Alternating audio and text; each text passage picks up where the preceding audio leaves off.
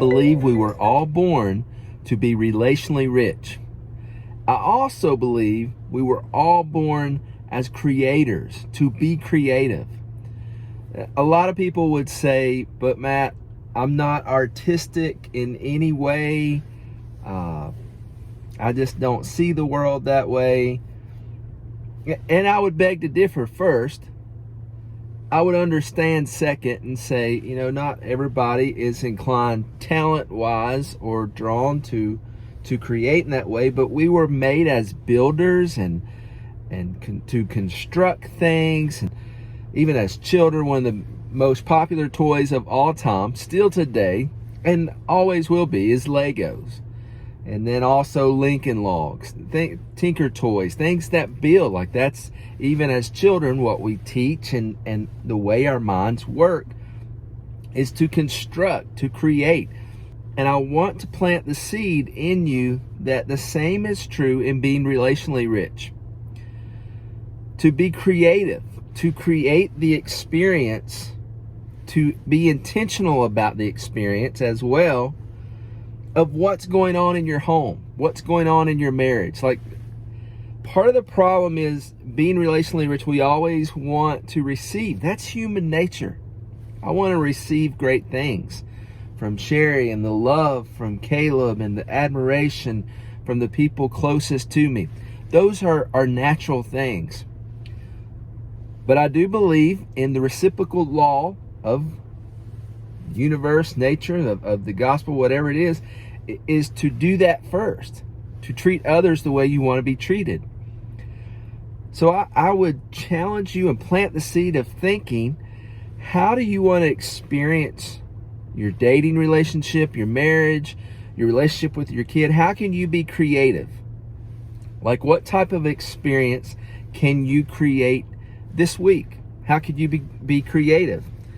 Sending flowers. Now, that doesn't sound creative unless you're not doing it, unless we don't do it. Or make a pizza and the pepperonis make a shape of a smile. Like, these little details matter when you become relationally rich, instead of just, like we said before, going through life as a knee-jerk reaction, being reactional instead of being creative and being relational. Now, being relational has been a catchphrase for many years, and people want to throw that out there, and they don't really explain what that is. And that's part of what we're going to be doing on Thursdays with this, is to explain that out. But want to plant the seed, and we're going to flesh this out throughout the year, throughout these videos, is start thinking, how can I personally be creative about the experience my family, my friends are having, and that I want them to have from me. And whether it's planning a huge surprise Disney trip, whether it's planning a small picnic, like so many people have relied on this technology so often to be their experience in life.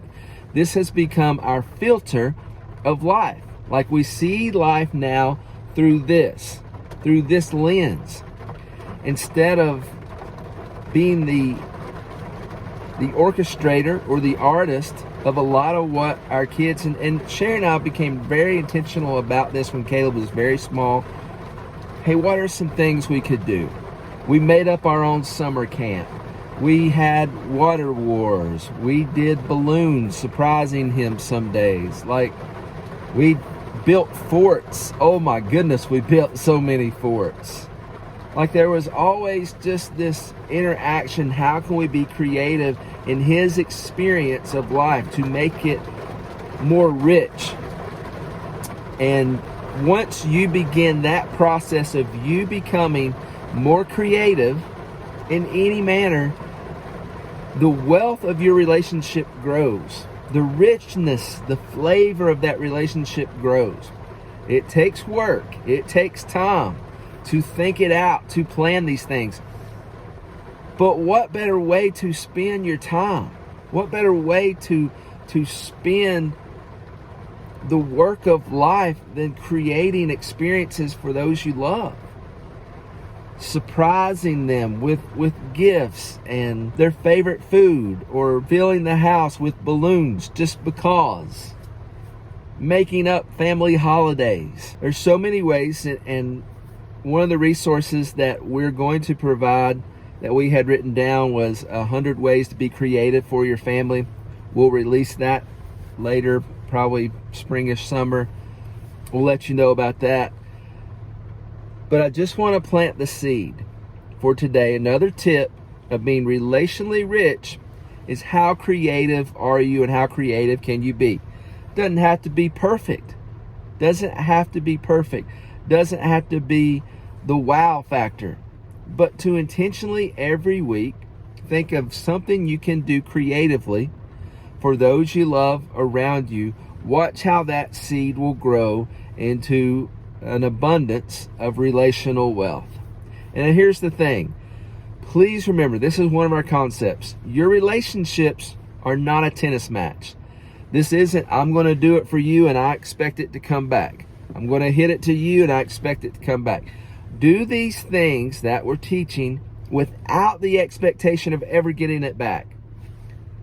I have never seen someone not get this back, but I have seen what they're expecting to come back not to come back in the same time frame that they want it to or wish it would come back to them. So pursue this life of creatively living relationally without the expectation of receiving that back. You're doing this purely out of love. Continue to grow your relational wealth. Continue to be relationally rich. R2.